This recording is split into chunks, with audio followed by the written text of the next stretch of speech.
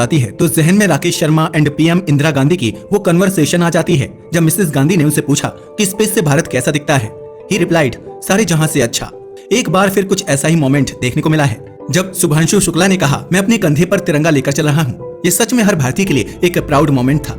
मगर अब सवाल यह उठता है कि अंतरिक्ष में जाने वाले शुभांशु शुक्ला आखिर हैं कौन और कैसे हुआ उनका सिलेक्शन, आइए डिटेल में जानते हैं। चांद पर सफल सॉफ्ट लैंडिंग करना हो या मंगल पर मिशन भेजना, भारत स्पेस में लगातार अपनी पहचान बना रहा है। एक बार फिर कुछ ऐसा ही हुआ है और ये कारनामा किया है शुभांशु शुक्ला ने, जो केवल एक एस्ट्रोनॉट नहीं बल्कि भारतीय सेना के टेस्ट पायलट भी रहे हैं। इन्होंने इंडियन एयरफोर्स में एक्सट्रीम ट्रेनिंग ली और अब इंटरनेशनल स्पेस स्टेशन में जाने वाले पहले भारतीय बन चुके हैं। इस मिशन का नाम है AX-4। Group captain Shubhanshu Shukla earth की सरफेस से लगभग 400 किलोमीटर दूर दुनिया की सबसे महंगी और सबसे बड़ी साइंटिफिक लेबोरेटरी में गए हैं, जिसे इंटरनेशनल स्पेस स्टेशन यानी कि ISS कहा जाता है। मगर आप जानकर हैरान रह जाएंगे कि शुभांशु शुक्ला न तो नासा के मिशन के जरिए गए हैं और न ही भारत की इसरो के, बल्कि यह एक ऐसा मिशन है जिसके लिए भारत ने कॉन्ट्रैक्ट के माध्यम से अंतरिक्ष की उस दुनिया में कदम रखा है जहां पहले केवल कुछ ही एलीट मेंबर्स जा पाए हैं, क्योंकि ये एक ऐसी दुनिया है जहां पैसा बहुत खर्च होता है। बट अब सवाल यह उठता है कि आखिर भारत के अंदर यह करने की क्यूरियोसिटी आई कैसे। ये आज की बात नहीं है, बल्कि यह तो बहुत पहले ही शुरू हो गया था। आपको 2023 की वह घटना तो याद ही होगी जब भारत के चंद्रयान 3 ने न केवल 615 करोड़ की लागत में दुनिया की सबसे सस्ती चांद पर लैंडिंग कर ली थी, और जबकि ये चांद का ऐसा इलाका था जहां आज तक कोई नहीं गया था। तभी तो भारत ही नहीं बल्कि पूरी दुनिया में इसे लेकर एक्साइटमेंट था। कुछ ऐसा ही एक्साइटमेंट फिर से भारत में देखने को मिल रहा है, और ऐसा हो भी क्यों ना, आखिर 41 साल बाद ऐसा हुआ है। मगर इस बार भी भारत ने खुद का कोई मिशन नहीं भेजा है। 100 करोड़ से भी ज्यादा रुपए खर्च करके केवल एक एस्ट्रोनॉट को अंतरिक्ष में भेजा है। अब सवाल यह है कि जब हमने इस मिशन को लॉन्च ही नहीं किया तो फिर इतने पैसे खर्च क्यों किए जा रहे हैं, और आखिर 14 दिनों में ऐसा क्या हासिल हो जाएगा कि भारत इतना बड़ा रिस्क लेने को तैयार हो गया। वो सब आगे जानेंगे, लेकिन उससे भी बड़ा सवाल तो यह है कि एक एयरफोर्स पायलट को ही आखिर इसके लिए क्यों चुना गया। हमारे पास तो बहुत सारे साइंटिस्ट भी हैं, आखिर क्या है वह कहानी जिसने एक पायलट को एस्ट्रोनॉट एंड साइंटिस्ट बना डाला। इसे समझने के लिए आपको शुभांशु शुक्ला की जिंदगी के बारे में जानना होगा। शुभांशु शुक्ला उत्तर प्रदेश के लखनऊ में बसे एक छोटे से गांव के रहने वाले हैं, जिनका जन्म 10 अक्टूबर 1985 को हुआ था। 1985 में जन्मे शुभांशु के बारे में किसी ने नहीं सोचा होगा कि एक दिन उनका नाम गोल्डन लेटर्स में भारत के इतिहास में लिखा जाएगा। उनकी बात करें तो वो हमेशा से ही एक स्टूडियस एंड फोकस्ड पर्सन थे। टाइम गुजरा और साल आया कारगिल युद्ध का। आप सब जानते हो 1999 में भारत और पाकिस्तान के बीच युद्ध चल रहा था, और इसी समय पढ़ाई में तेज इस लड़के का मन बदल गया और उसने भारतीय सेना में जाने का डिसीजन लिया।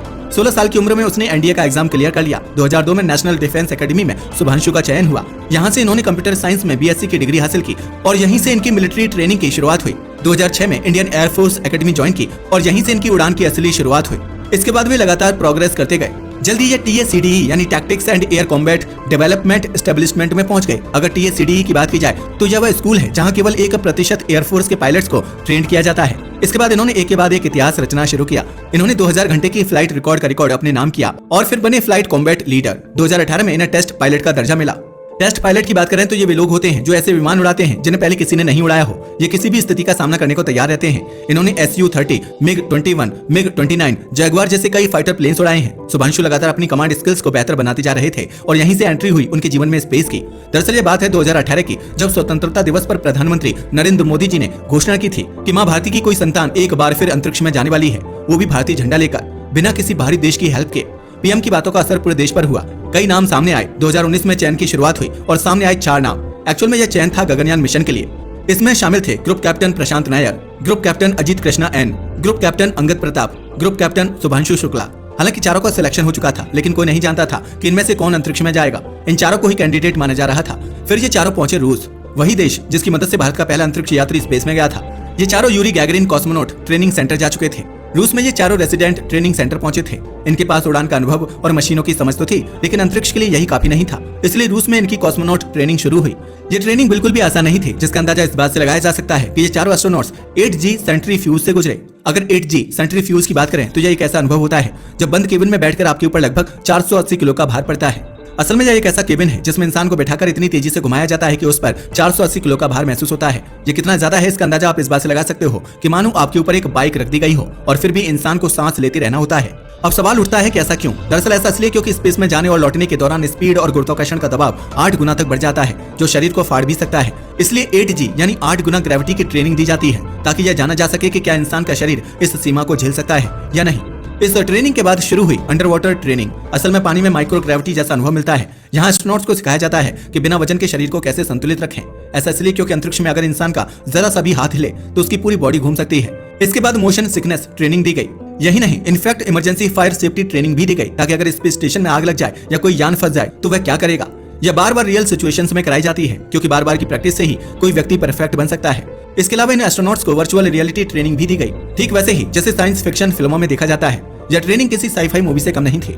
इसके बाद इन्हें आइसोलेशन ट्रेनिंग से भी गुजरना पड़ा, क्योंकि अंतरिक्ष में एक चीज पक्की है और वह है अकेलापन। इसलिए एस्ट्रोनॉट्स को कई दिनों तक स्पेस कैप्सूल में बंद रखा जाता है, बिना खिड़की या ताजी हवा के, क्योंकि स्पेस में केवल मशीन और मिशन ही साथी होते हैं। इस हार्ड ट्रेनिंग को कंप्लीट किया गया और रूस से ट्रेनिंग कंप्लीट करके एस्ट्रोनॉट्स वापस आ गए। लेकिन अभी हम चारों की नहीं, केवल शुभांशु शुक्ला की बात करेंगे। रूस से लौटने के बाद वह बेंगलुरु पहुंचे, जहां साइंटिस्ट और एक्सपर्ट्स के साथ उनकी ट्रेनिंग का अगला चरण शुरू किया गया, क्योंकि अब हम दूसरे देशों की हेल्प से ही स्पेस में नहीं जाना चाहते, बल्कि अब हम ऐसे दौर में पहुंच गए हैं जहां इंडिया एंड इंडियन साइंस का भविष्य केवल कल्पना नहीं है, बल्कि इसरो और बाकी सहयोगी संस्थाएं इस दिशा में बड़े कदम उठा रही हैं। इसका अंदाजा आप इस बात से लगा सकते हैं कि इसरो और बाकी के कोलैबोरेटर्स ने एक विजन तय किया है कि हम 2035 तक इंडियन स्पेस स्टेशन, 2040 तक lunar sample return, Chandrayaan 4, Chandrayaan 5 को कंप्लीट करेंगे और फिर इसके बाद एस्ट्रोनॉट्स द्वारा चांद पर जाकर प्लैटिनम, कोबाल्ट जैसे रेयर मेटल्स का खनन किया जाएगा, जिससे इलेक्ट्रॉनिक्स और एनर्जी टेक्नोलॉजी विकसित की जाएगी। इन सभी को स्पेस माइनिंग के अंतर्गत रखा जाता है, जिसे भविष्य में एक्सप्लोर किया जाएगा, क्योंकि अब समय आ चुका है जब भारत ने तय कर लिया है कि हम केवल चांद और मंगल तक लिमिटेड नहीं रहेंगे, बल्कि रिसोर्सेज और सर्वाइवल की नई फिजिक्स को समझेंगे। वैसे स्पेस के बारे में तो आपको पता ही है, स्पेस में ग्रेविटी नहीं होती। वहां अगर हल्का सा धक्का भी दिया जाए तो चट्टानें तक तैरने लगती हैं। स्पेस में इस तरह की कई कॉम्प्लिकेशंस आती हैं, लेकिन उन्हें कैसे सॉल्व किया जाए, इस पर भी अब काम चल रहा है। इसलिए इसरो एक ऐसी पीढ़ी तैयार कर रहा है जो इन सभी स्थितियों को हैंडल कर सके। यकीन मानिए, गगनयान मिशन इसमें एक बहुत ही महत्वपूर्ण पड़ाव होगा। इस मिशन के जरिए भारत अपनी टेक्नोलॉजी, अपने रॉकेट और अपने स्पेसक्राफ्ट से भारतीय नागरिक को स्पेस में भेजेगा। फिर हमें नासा की जरूरत नहीं होगी और न ही रूस की। हालांकि यह स्पष्ट है कि ह्यूमन स्पेस फ्लाइट एक बेहद जटिल और जोखिम भरा कार्य है, जिससे अब तक कुछ ही देश कर पाए हैं, लेकिन भारत आजादी के बाद से ही ऐसे एलीट मेंबर्स क्लब में जगह बनाने की कोशिश करता रहा है। गगनयान मिशन उसी दिशा में एक मील का पत्थर साबित होगा। लेकिन शुभांशु शुक्ला जो स्पेस में पहुंचे हैं, वे गगनयान मिशन के जरिए नहीं गए हैं, बल्कि एक कमर्शियल फ्लाइट से गए हैं। दरअसल ऐसा इसलिए क्योंकि भारत अपने इस स्वदेशी मिशन को भेजने से पहले कमर्शियल स्पेस फ्लाइट्स का इस्तेमाल करके सब समझना चाहता है, या फिर यूं कहें कि आत्मनिर्भरता से पहले भारत विदेशी प्राइवेट, कमर्शियल और कॉन्ट्रैक्ट बेस्ड सिस्टम को एक्सप्लोर करना चाहता है। शुभांशु शुक्ला का यह AX-4 मिशन इस पूरी ट्रेनिंग, टेस्टिंग और ट्रांजिशन की दिशा में पहला कदम है। वैसे तो पूरा देश इस मिशन को लेकर काफी उत्साहित है, लेकिन यह इतना महंगा है कि इसकी कॉस्ट और इफेक्टिवनेस को लेकर सवाल भी उठाए जा रहे हैं। भारत और एक्सियोम स्पेस के बीच 2023 में एक समझौता हुआ था। अगर एक्सियोम की बात करें तो ये एक अमेरिकी प्राइवेट स्पेस कंपनी है। इस समझौते में तय हुआ था कि पहली बार भारत का एक प्रतिनिधि दुनिया की सबसे जटिल वैज्ञानिक अंतरिक्ष प्रयोगशाला इंटरनेशनल स्पेस स्टेशन यानी ISS में जाएगा। इसके लिए भारत ने करीब 550 करोड़ रुपए खर्च किए और ऐसे शुभांशु स्पेस में जाने वाले सेकंड इंडियन बने। अगर इंटरनेशनल स्पेस स्टेशन की बात की जाए तो यह हर 90 मिनट में पृथ्वी की एक परिक्रमा करता है। इस स्टेशन को अमेरिका की नासा, रूस की रॉसकॉस्मोस, यूरोप की ESA, जापान की JAXA और कनाडा की CSA ने मिलकर बनाया है। भारत इस ग्रुप का सदस्य नहीं है, इसलिए भारत को अपने एस्ट्रोनॉट को भेजने के लिए इंटरनेशनल कोलैबोरेशन और प्राइवेट कमर्शियल कॉन्ट्रैक्ट का रास्ता अपनाना पड़ा है। शुभांशु शुक्ला यहाँ जाकर कई तरह के एक्सपेरिमेंट्स करने वाले हैं, जैसे कि साइनोबैक्टीरिया पर अध्ययन, seed germination, degeneration biology, biotech और स्पेस हेल्थ से संबंधित कई प्रयोग किए जाएंगे। लेकिन इस मिशन को लेकर कुछ सवाल भी उठाए जा रहे हैं कि हमारा असली मिशन तो गगनयान है, तो फिर इससे पहले यह सब करने की क्या जरूरत थी। मगर कहते हैं ना, अगर आपने अपने बैटलफील्ड को अच्छे से समझ लिया तो वहाँ की बैटल आपके लिए केक वॉक बन जाती है। कुछ ऐसा ही भारत ने किया है, इसलिए अंतरिक्ष में पहुंच गया है भारत का दूसरा अंतरिक्ष यात्री। वैसे एक बात तो है, 1984 में रूस के साथ मिलकर राकेश शर्मा अंतरिक्ष में गए थे, जिन्होंने इस पीढ़ी को इंस्पायर किया था। मगर तब तक शुभांशु शुक्ला का जन्म भी नहीं हुआ था। कौन जानता था कि इस मिशन के 1 साल बाद जन्म लेने वाले लड़का एक दिन खुद वही इतिहास रच देगा।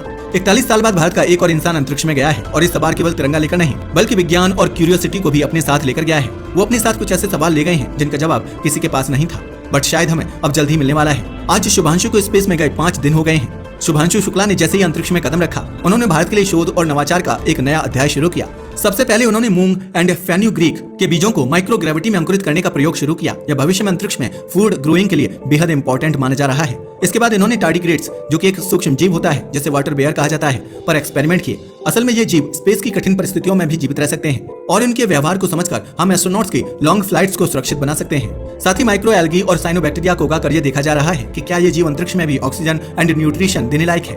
उन्होंने मसल रीजनरेशन पर भी शोध किया, जिससे लंबे समय तक स्पेस में रहने वाले यात्रियों को मदद मिलेगी। इसके अलावा उन्होंने एक खास प्रयोग किया जो बेहद इंटरेस्टिंग है। एक्चुअल में उन्होंने यह देखा कि स्पेस में स्क्रीन देखने से आंखों पर क्या असर होता है। इन सब के बीच उन्होंने भारत के प्रधानमंत्री नरेंद्र मोदी से लाइव बात की और India's scientific role in space पर चर्चा की। तो ये थी कहानी स्पेस में जाने वाले सेकंड इंडियन की। आपका इस मिशन के बारे में क्या ख्याल है? अपनी राय को हमें कमेंट करके जरूर बताइएगा। साथ ही अगर आपको हमारी वीडियो पसंद आई हो तो इसे लाइक करें और हमारे चैनल को सब्सक्राइब करना ना भूलें। धन्यवाद।